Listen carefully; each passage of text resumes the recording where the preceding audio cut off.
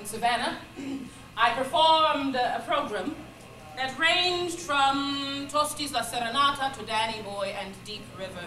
There were over 1,000 members in the audience, neatly segregated by race, but seemingly united in their opinion of my performance. From the Savannah Morning News,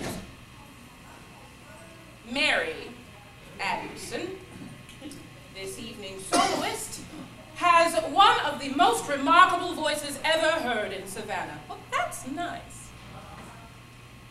Her touch of humor that she brought to her interpretations were most effective. Well, I'm glad Mary found it all so funny. Traveling through the South during those years, needing to find a ladies' restroom with the word colored printed above the door, this Marian lady found very little to laugh about. But travel I did.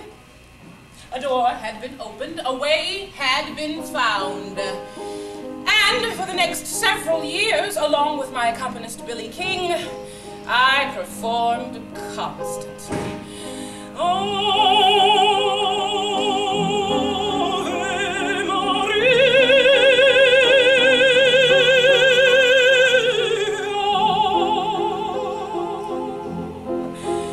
I was, of course, thrilled with my reception.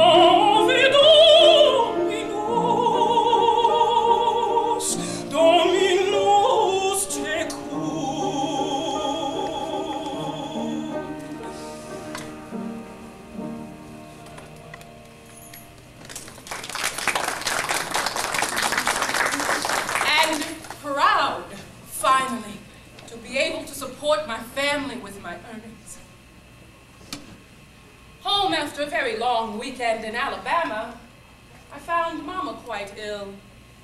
We had been able to manage the rent for our own little house, but my sisters were both in school, and my mama was working full-time, still cleaning stairwells and offices at Wanamaker's department store. I looked at this remarkable woman whose strength and wisdom had held this family together, whose unshakable belief on many days seemed to be the only thing I had left to believe in. Mama, you sit back. Now, I'm going to call Wanamaker's department store and tell them that you're feeling poorly and won't be coming into work today. Now, Mama, I don't want no arguments. Let me take care of you.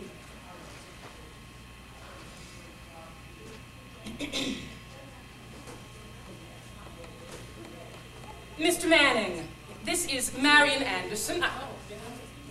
Marian Anderson. I am Mrs. Anna Anderson's daughter. Yes. Mr. Manning, my mother is not feeling well and will not be coming into work today. Yes, I'm sure she is one of your most dependable cleaning ladies, but she will not be cleaning for you today. And she will not be cleaning for you tomorrow, or the next day either. Mr. Manning, Mrs. Anderson has decided to retire. Have a lovely day and goodbye. Now, I have been given awards and honors, presidential appointments and royal receptions, and they've all made me feel very proud, but making that phone call that morning to Wanamaker's department store and seeing the look on my mama's face, I think that was the proudest moment of my life.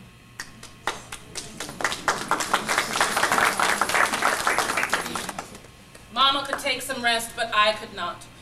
More concerts, more traveling.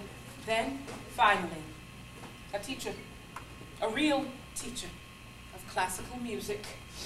Joe Bogash. Joe Bogash. Joe Bogash was born to a poor Russian Jewish family in Philadelphia, and set on a career in the opera, he studied in Milan and traveled through Europe. Now, along the way, Joe Bogash became Giuseppe Bogetti, and at the time was known as Philadelphia's premier maestro of the singing voice. I am very busy, signorina. As you can imagine, my schedule is very full. I have no time for new students. But since you have traveled across town to meet with Giuseppe Bogetti, I will give you a few moments of my time. Sing a little something.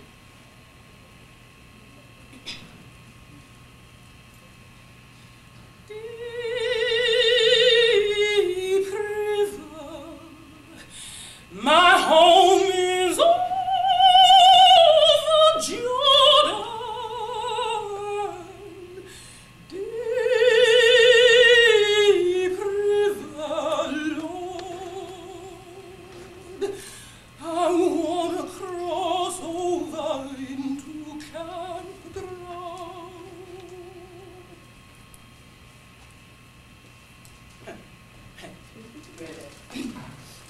I suppose I could find the time to give you a lesson or two, starting this afternoon.